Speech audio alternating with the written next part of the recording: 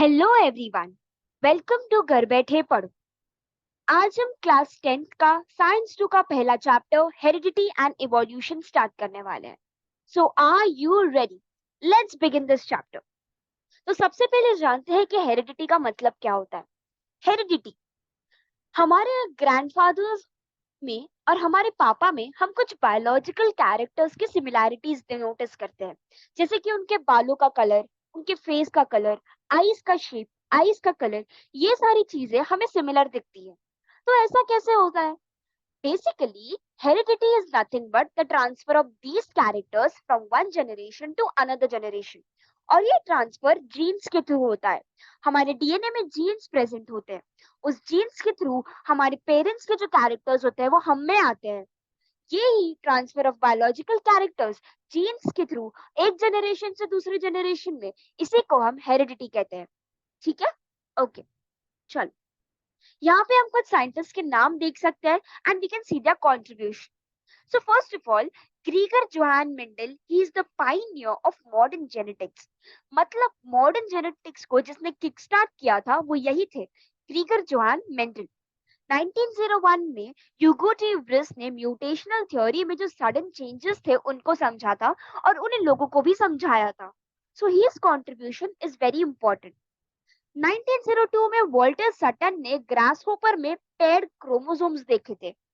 तो what are chromosomes, ये basically हम नेक्स्ट चैप्टर में पढ़ेंगे और भी डिटेल में। अभी के लिए जान लेते हैं कि किसी भी लिविंग ऑर्गेनिज्म में सेल्स होते हैं, इनफाइनाइट नंबर ऑफ सेल्स होते हैं, और उसी सेल में हमें क्रोमोसोम्स देखने को मिलते हैं। तो वॉल्टर सटन ने क्या किया था, उसने ग्रास होपर की बॉडी में जो सेल्स होते हैं उन्हीं सेल्स में पेयर्ड क्रोमोसोम्स देखे थे। 1944 में हमें तीन साइंटिस्ट के कंट्रीब्यूशन देखने को मिलता है, ऑस्वल्ड डवारी, मैकलिन मैकियाटी और कॉलिन मैक्लियोड। इन्होंने क्या प्रूव किया था कि जितने भी लिविंग ऑर्गेनिजम्स हैं, जितने भी, सब में डीएनए प्रेजेंट है जेनेटिक मटेरियल के तौर पर। तो सबके बॉडी में डीएनए प्रेजेंट है एक्सेप्ट वायरसेस। ये जो एक्सेप्शन है इन्होंने पूरे वर्ल्ड को दिया था। 1961 में हमें वापस दो साइंटिस्ट के कंट्रीब्यूशन को देखने को मिलता है, which are nothing but the French genetics, Francois Jacob and Jacques Monod. इन्होंने प्रोटीन सिंथेसिस के लिए एक मॉडल को प्रपोज किया था डीएनए की मदद से, और ये किस में किया था, उन्होंने बैक्टीरियल सेल्स में किया था।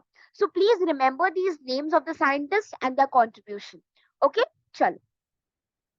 अब हम नेक्स्ट टॉपिक की ओर बढ़ते हैं, which is a very important part of the chapter, transcription. Transcript, इसका अपने आप में ही एक मतलब है। ट्रांसक्रिप्ट करना मतलब कॉपी करना। जो भी डेटा हमारे पास प्रेजेंट है, या बेसिकली जब हम इस प्रोसेस की बात करते हैं तो जो भी हमारे पास कोडेड मैसेज है उसको कॉपी करना, उसी को ट्रांसक्रिप्शन कहते हैं, सिंपल वर्ड्स। और ये जो ट्रांसक्रिप्शन का प्रोसेस है ये किसी भी लिविंग ऑर्गेनिज्म के न्यूक्लियस में होता है। ये बात बहुत इंपॉर्टेंट है, इसे याद रखें। आगे चलते हैं, will study the definition. Transcription, transcription पढ़ने से पहले हम सेंट्रल डॉगमा का एक डेफिनेशन पढ़ते हैं, टेक्स्ट बुक में बहुत इंपॉर्टेंट है। एमआरएनए में और डीएनए के जो न्यूक्लियोटाइड में जो सीक्वेंस होता है वो हमेशा कॉम्प्लीमेंट्री होता है एक दूसरे के। जैसे कि वी हैव 4 ATGC। हालांकि डीएनए में we have ATGC, adenine, guanine, cytosine and thymine, but RNA में थाइमीन की जगह पे यूरेसिल होता है। तो ये जो सीक्वेंस होता है एक डीएनए के स्ट्रैंड में और एक मैसेंजर आरएनए के स्ट्रैंड में बहुत अलग होता है। They are opposite to each other, that is what they are complementary. तो यही चीज यहाँ पे कह गई है। तो आरएनए में जैसे कि वी नो थाइमीन की जगह पर यूरेसिल होता है। यही जो प्रोसेस होता है कि डीएनए से में, डीएनए के स्ट्रैंड में, इसकी जो न्यूक्लियोटाइड में जो भी डेटा प्रेजेंट है, जो भी सीक्वेंस प्रेजेंट है, और एमआरएनए में उसको कॉपी करना, यही प्रोसेस को हम क्या कहते हैं, transcription. That is the data is copied, data को कॉपी करना, उसी को हम ट्रांसक्रिप्शन कहते हैं। और ये प्रोसेस होता है कभी भी सेल के न्यूक्लियस में होता है। ये बात बहुत इंपॉर्टेंट है, mark it as very important. Okay, चलो। Triplet codon, you know, RNA has three types: mRNA, messenger RNA, tRNA, transfer RNA, और rRNA, राइबोसोमल RNA। तो जो मैसेंजर आरएनए डीएनए से डेटा को कॉपी किया था न्यूक्लियस में, अब वो सेल के साइटोप्लाज्म में आ जाएगा। अब साइटोप्लाज्म में वो खुद तो आ जाएगा, लेकिन उसने जो डेटा कॉपी किया था उस कोडेड मैसेज को भी वो डीएनए से लेकर आता है। अब मैसेज में क्या है, hi, hello, good morning, good night नहीं, उसमें डीएनए से जो मैसेज कॉपी किया था उस कोड है, वो कोड है और उस कोड में अमाइनो एसिड का कोड है। ओके और एक अमाइनो एसिड के कोड में 3 न्यूक्लियोटाइड कंसिस्ट करता है। एक अमाइनो एसिड क्या करता है, 3 न्यूक्लियोटाइड को कंसिस्ट करता है। इसी को क्या कहते हैं, ट्रिपलेट कोडॉन। क्या कहेंगे, triplet codon. Mark it as one of the most very very important definition in your text book. और ट्रिपलेट कोडॉन का जो डेफिनेशन है सेंट्रल डॉग्मा के साथ साथ ही इंपॉर्टेंट चलता है। ठीक है, ट्रिपलेट कोडॉन का जब हम देखते हैं तो हमें इसमें डॉक्टर हरगोबिंद खुराना की डिस्कवरी बहुत इंपॉर्टेंट मानी जाती है। He contributed in the discovery of 20 amino acids. कितनी amino acids, 20 amino acids. So remember it. Okay चलो, ट्रांसलेशन। डेटा को कॉपी तो कर लिया बट हमें उसे ट्रांसलेट करना है। ट्रांसलेशन मतलब क्या, बेसिकली जो डेटा है, जो हमारे पास कोडेड मैसेज है, उसको एक फॉर्म से दूसरे फॉर्म में कन्वर्ट करना। मैसेंजर आरएनए क्या है, थाउजेंड्स ऑफ ट्रिपलेट कोडॉन से बना है, अग्रीड, ठीक है। और as per the message on the mRNA, जो ट्रांसफर आरएनए प्रेजेंट है वो अमाइनो एसिड को सप्लाई करेगा कि यहाँ यहाँ पर इस अमाइनो एसिड की रिक्वायरमेंट है तो वहां पे उस अमाइनो एसिड को सप्लाई कर दिया। अब ट्रांसफर आरएनए में एक एंटी कोडॉन है जिसका सीक्वेंस एमआरएनए की कोडॉन से कॉम्प्लीमेंट्री है। मैंने पहले भी बताया है, कॉम्प्लीमेंट्री मतलब ए है तो टी है, जी है तो सी है, कॉम्प्लीमेंट्री सीक्वेंस है। इसी को हम क्या कहेंगे, ट्रांसलेशन। ट्रांसलेट करना मतलब जो भी कोडेड मैसेज हमें मिला है डीएनए से, जो एमआरएनए में कॉपी हुआ है, उसको हमने एक फॉर्म से दूसरे फॉर्म में एंटी कोडॉन की तरह कॉपी कर लिया है, ट्रांसलेट कर लिया है, दूसरे फॉर्म में कन्वर्ट कर दिया है। ट्रांसलेशन का जो प्रोसेस होता है वो सेल के साइटोप्लाज्म में होता है। ट्रांसक्रिप्शन कहाँ होता है, सेल के न्यूक्लियस में होता है। ट्रांसलेशन कहाँ होता है, सेल के साइटोप्लाज्म में होता है। ओके चलो, ट्रांसलोकेशन की तौर पे बढ़ते हैं। ट्रांसलोकेशन, लोकेशन को बदलना। Okay so the amino acid as per the requirement tRNA supply करता है, ठीक है। और ये जो अमाइनो एसिड होते हैं उनको पेप्टाइड बॉन्ड से बॉन्ड कर दिया जाता है, किसकी मदद से, आरआरएनए, राइबोसोमल आरएनए। और इस प्रोसेस में हमारा जो राइबोसोम है ना, वो एक एंड से दूसरी एंड, एमआरएनए के एक एंड से दूसरी एंड मूव करता रहता है एक ट्रिपलेट कोडॉन के डिस्टेंस से। इसी को हम क्या कहते हैं, ट्रांसलोकेशन। क्या कहेंगे, ट्रांसलोकेशन। मतलब ribosome keeps on moving from one end of the mRNA to the other end by the distance of one triplet codon. This is nothing but translocation. I hope ये तीनों प्रोसेस आपको अच्छे से clear है। If there are any doubts, please let me know in the comment section. Mutation. What is mutation? जैसे कि we know heredity क्या है, हमने देखा ट्रांसफर ऑफ बायोलॉजिकल कैरेक्टर्स है, लाइक ग्रैंड पेरेंट्स से पेरेंट्स और पेरेंट्स पे हमें, तो वो जो ट्रांसफर है जीन्स के थ्रू होता है। बट कभी कभी when these biological characters are transmitted, जो सीक्वेंस होता है ना उसमें थोड़ा सा रिप्लेसमेंट हो जाता है, थोड़ा सा इशू हो जाता है, यू कैन से मे बी एक छोटा सा डिफेक्ट हो जाता है। ऐसे तो these changes are minor but may be considerable. Okay, they can cause genetic disorders like sickle cell anemia. और इसी को हम क्या कहते हैं, म्यूटेशन कहते हैं। What is called mutation? Okay, याद रखिए म्यूटेशन का एक एग्जाम्पल हमारी टेक्स्ट बुक में मेंशन किया गया है, सिकल सेल अनेमिया। ओके चल, moving to the next very important part of the chapter, evolution. What is evolution? Now 10 years ago अगर मैं देखूं तो मेरे घर में खाली एक ही टेलीफोन था, पर आज मेरे घर में हर किसी के पास एक एक फोन है। So I can say it is an evolution. हमारी टेक्स्ट बुक में जो इवोल्यूशन देखा गया है वो है बायोलॉजिकल कैरेक्टर्स का इवोल्यूशन, फिजिकल कैरेक्टर्स का इवोल्यूशन। बट ये इवोल्यूशन सिमिलर तो नहीं है, but we can see the changes, we can observe them how significantly they have changed. तो इवोल्यूशन बेसिकली क्या है, जितने भी लिविंग ऑर्गेनिजम्स प्रेजेंट है उनमें ग्रेजुअल चेंज आना, धीरे धीरे टाइम के साथ जो चेंज आता है उसी को हम इवोल्यूशन कहते हैं। Now as per the requirement और अडेप्टेशन न्यू स्पीशीज फॉर्म हो जाते हैं, ठीक है। स्पेसिफिक कैरेक्टर्स चेंज हो जाते हैं, स्पेसिफिक बॉडी पार्ट्स में चेंजेस आ जाते हैं, जनरेशन टू जनरेशन ये सारी चीजें चेंज होती है और भी डेवलप्ड होती है। और ये सारी चीजें एक ही चीज के हिसाब से होती है, like response to the natural selection, principle of natural selection. Very important, nature आपको सिलेक्ट करता है कि आप अडॉप्ट हो सकते हो कि नहीं हो सकते हो। So this is all nothing but we call as evolution. Later in this chapter हम ह्यूमन इवोल्यूशन को और भी डिटेल में पढ़ेंगे, बट अभी के लिए हमने इवोल्यूशन का एक बेसिक आइडिया हमने समझ लिया है, ठीक है। चल, ये जो पार्ट है ना, एविडेंसेस ऑफ इवोल्यूशन, ये बहुत ही इंपॉर्टेंट है। Like we can mark it as very very very important. इसमें से बहुत सारे क्वेश्चंस हर साल हमें बोर्ड के पेपर में देखने को मिलते हैं। So not only in your board exams but also in your prelims and semi prelims you can expect questions from this part of the chapter. चल, first will be studying about morphological evidences. Morphology, morphology मतलब क्या होता है? External appearance. हमारा external appearance कैसा है? अगर human body की बात करें तो we can have different colour, हमारे फेशियल स्ट्रक्चर्स अलग होते हैं, हमारे नोज का शेप, हमारे आईज का कलर, तो ये सब सारी चीजें होती है, that comes under morphology. Screen पे अगर आप देख सकते हैं, so you can see 3 animals. ऐसे तो they are different animals, like dog है, एक शिप है, एक फॉक्स है, but if you notice, like you can see some similarities, कुछ कुछ सिमिलैरिटीज देखने को मिलती है। लाइक उनके बॉडी हेयर्स, कलर सेम नहीं है, एब्सोल्युटली अग्रीड, बट थोड़े बहुत तो सेम है ना उनका स्ट्रक्चर, या जैसे यूनिफॉर्मली डिस्ट्रीब्यूटेड है उनके बॉडी में body hairs, so we can see कि हाँ थोड़ी सिमिलैरिटीज है, अग्रीड। उनके ईयर पिना का स्ट्रक्चर, लाइक यू कैन सी सबके कान ऐसे बाहर निकल रहे हैं, तो वो भी थोड़ा बहुत सिमिलर है। उनके नॉस्ट्रिल का स्ट्रक्चर, नाक ऐसे बाहर आ रहा है, नाक का शेप जो दिख रहा है, आईज का जो स्ट्रक्चर है, आईज का जो शेप है, वो हमें थोड़ा थोड़ा सिमिलर दिखाई देता है। अगर हम प्लांट्स की बात करें तो नीचे आप देख सकते हैं लीव्स। लीव्स का कलर ऑलमोस्ट सेम लग रहा है, यस। ग्रीन का ही शेड है भाई, अलग अलग, यस। आप लीफ का वेनेशन देख सकते हैं, पैरेलल वेनेशन हुआ, रेटिकुलेट वेनेशन हुआ, वो भी थोड़ा बहुत सेम दिख रहा है। लीफ के पेटियोल में भी सिमिलैरिटीज दिख रही है। So what we can conclude from this is कि जो भी सिमिलैरिटीज थोड़ी बहुत हमें देखने को मिलती है, उससे हम ये कंक्लूड कर सकते हैं कि एक टाइम रहा होगा, there may be a time जब इनके एंसेस्टर्स सेम रहे होंगे, they may be have evolved from the common ancestors. और आज जो हम इन्हें देख रहे हैं in different forms in different species is nothing but a result of evolution. Okay, चलो, moving to the second part of this chapter, second evidence of this chapter, that is nothing but anatomical evidences. Anatomy मतलब क्या होता है? Internal arrangement of bones. अगर लिखना है तो side में शॉर्ट में लिख दो, एनाटॉमी मतलब internal arrangement of the bones. अब यहाँ पे आप डिफरेंट डिफरेंट ये स्ट्रक्चर्स देख सकते हो। एक हमारी ह्यूमन हैंड है भाई, इसका तो बहुत सारे फंक्शंस है, ठीक है। फोर लेग ऑफ ऑक्स, इसका अलग फंक्शन है, और भी चीजें हैं।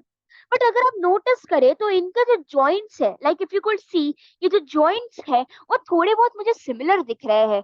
The way this bones are joint, जो जॉइंट का मुझे स्ट्रक्चर दिख रहा है वो यहाँ पर मैं थोड़ा बहुत सिमिलर देख सकती हूँ। भले ही इन सारे स्ट्रक्चर्स के यूजर्स अलग है, बट इनमें मुझे थोड़ी बहुत सिमिलैरिटीज दिख रही है, जिससे मैं फिर से कंक्लूड कर सकती हूँ कि they may have been evolved from the common ancestors. Okay, so you can see कि एविडेंसेस से हम कैसे कैसे कंक्लूजन निकाल रहे हैं। वेस्टिजियल ऑर्गन्स, वेस्टिजियल ऑर्गन्स का अपने आप में एक मतलब है, शॉर्ट एंड सिंपल डेफिनेशन है कि the body parts which are not useful. Useful ही नहीं है, फिर आप बोले कि मैम ऐसे कैसे, यूजफुल नहीं तो हमारी बॉडी में क्यों है? ऐसे थोड़ी होता है, but yes, body parts which are you can say कि जो डिजेनरेट हो चुके हैं, या तो अंडर डेवलप्ड है, पूरी तरीके से डेवलप ही नहीं हुए हैं, प्रेजेंटली करंटली हमारे लिए यूजफुल नहीं है। हमारी बॉडी में अगर कोई स्पेसिफिक काम के लिए कोई स्ट्रक्चर बॉडी का ऑर्गन लाना होता है, तो सडनली कोई टिश्यू या बॉडी ऑर्गन उगने जाता है रातों रात। जो भी ऑर्गन्स हमारी बॉडी में प्रेजेंट है उनमें स्पेसिफिक कैरेक्टर्स का डेवलपमेंट होता है ना, उनमें स्पेसिफिक कैरेक्टर्स डेवलप होते हैं एज पर द यूजफुलनेस, ठीक है।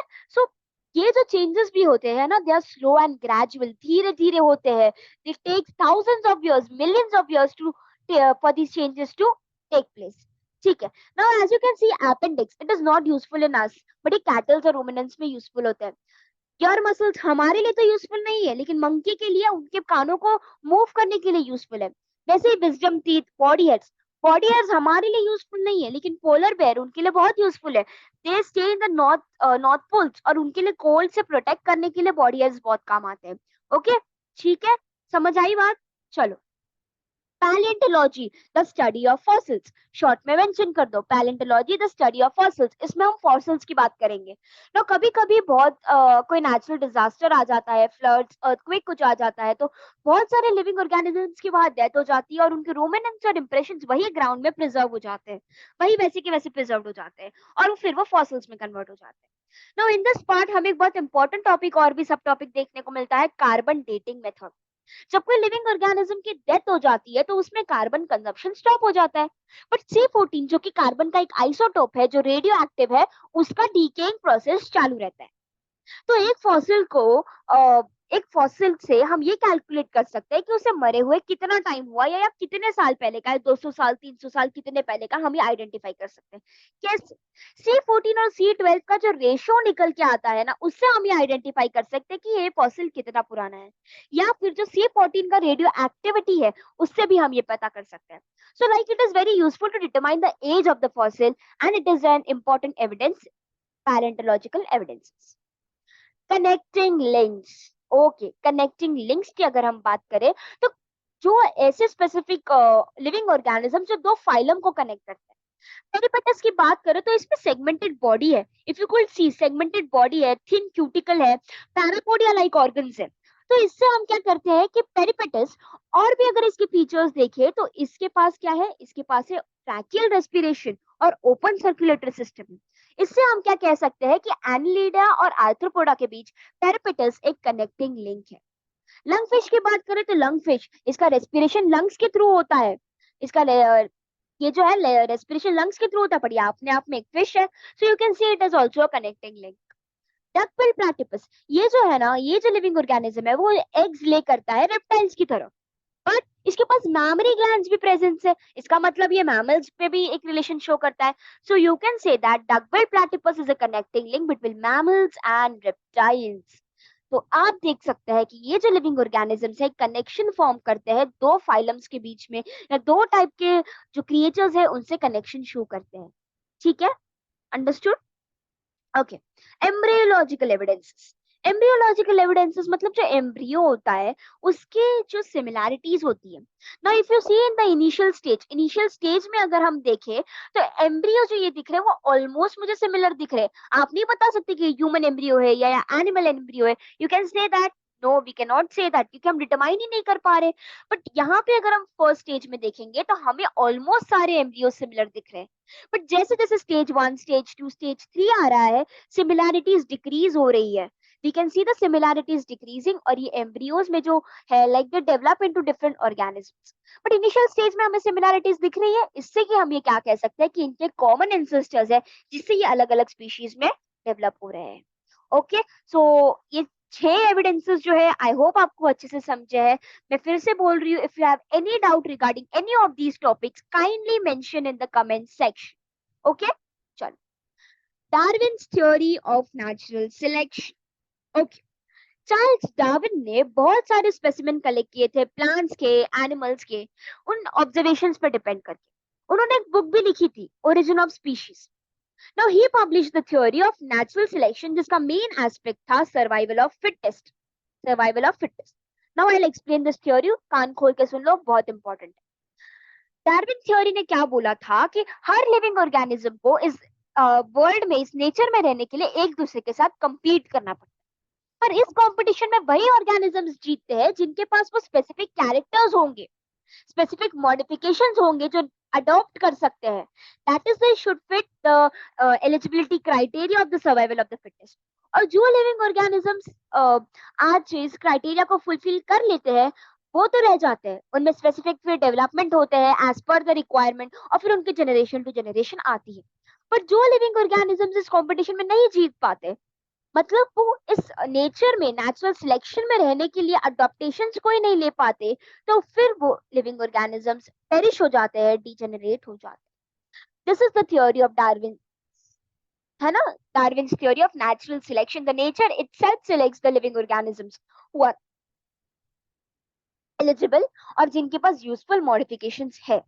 ठीक है, अब डार्विन की थ्योरी के कुछ ऑब्जेक्टिव्स हम देख सकते हैं। Natural selection is not the only factor responsible for evolution.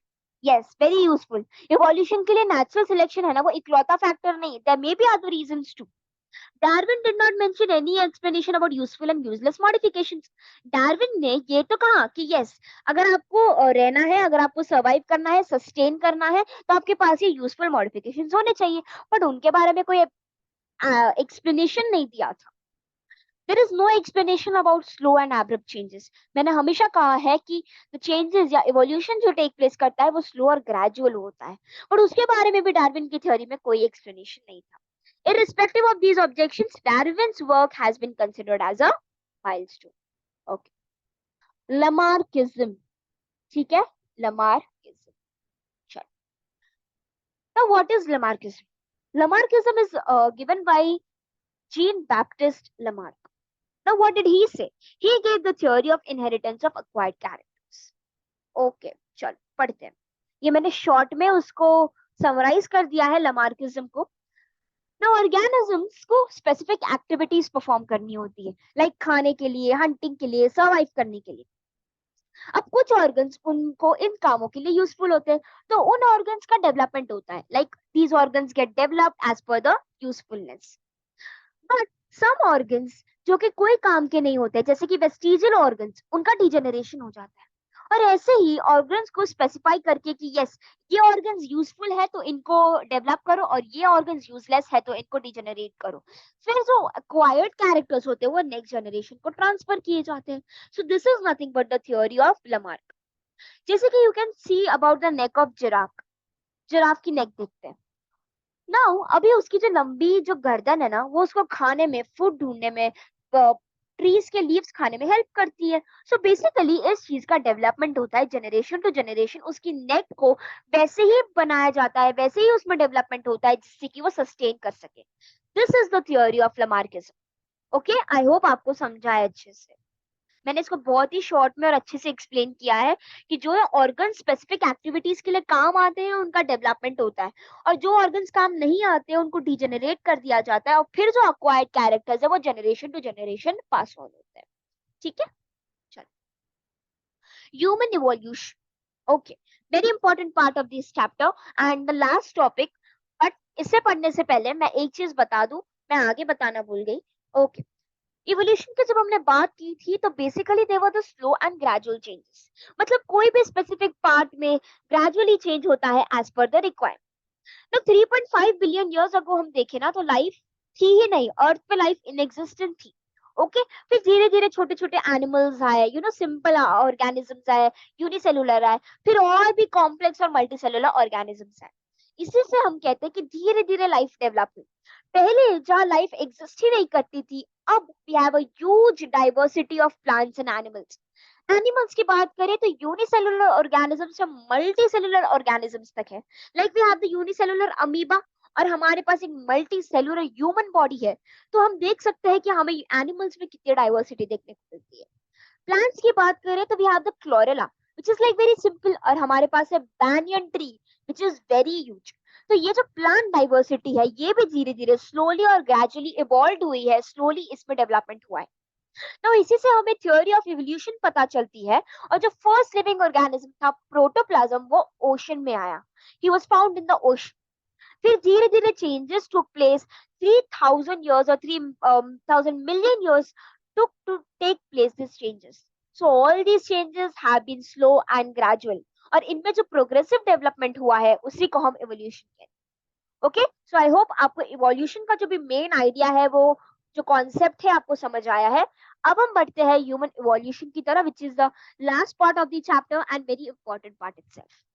ठीक है, 7 करोड़ साल पहले डायनासोर्स को लास्ट देखा गया था। So the last dinosaurs disappeared और फिर मंकी लाइक एनिमल्स एग्जिस्ट करे थे। 4 करोड़ साल पहले एप लाइक एनिमल्स इवॉल्व हुए, उनमें जो टेल थी वो डिसअपीयर हो गई, ब्रेन का साइज बढ़ा और उनके हैंड फंक्शंस इंप्रूव हुए। और ये जो एप लाइक एनिमल्स है वो नॉर्थ और साउथ ईस्ट एशिया में पाए गए। लाइक इनके जो स्पीशीज थे वो गिबॉन और ओरिंगुटन थे। 2.5 करोड़ अगो अगर हम देखें तो अफ्रीका में एप लाइक एनिमल्स किसमें इवॉल्व हुए? गोरिल्लाज और चिंपैंजी। ठीक है, 2 करोड़ साल पहले ह्यूमन लाइक एनिमल्स आए जो कि लैंड और फॉरेस्ट पे रहते थे। ठीक है, और इनमें क्या हुआ, इनमें लंबर बोन्स का डेवलपमेंट हुआ, ये सीधा खड़े रहने लगे, इरेक्ट पोस्चर में रहने लगे। उन्होंने हैंड की यूजफुलनेस को बढ़ाया for hunting, for eating food and for other work also. और इन ह्यूमंस को हम क्या कहते हैं, रामापेथिकस।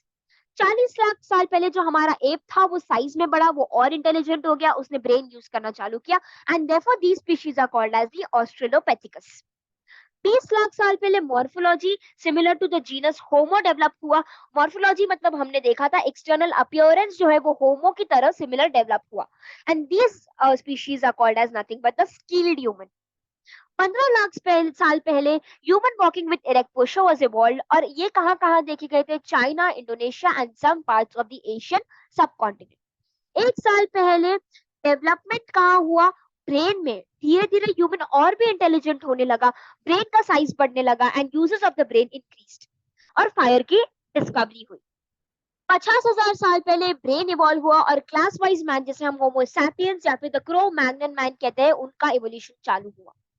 10,000 साल पहले जो ह्यूमन बीइंग है, जो आज इतना इंटेलिजेंट हो गया है, उसने एग्रीकल्चर प्रैक्टिस करना चालू किया, कैटल रियरिंग चालू किया, उसने सिटीज में रहना चालू किया, सोशल एक्टिविटीज चालू की, cultural development took place, that is the people started coming together and started engaging in each others cultures and lives.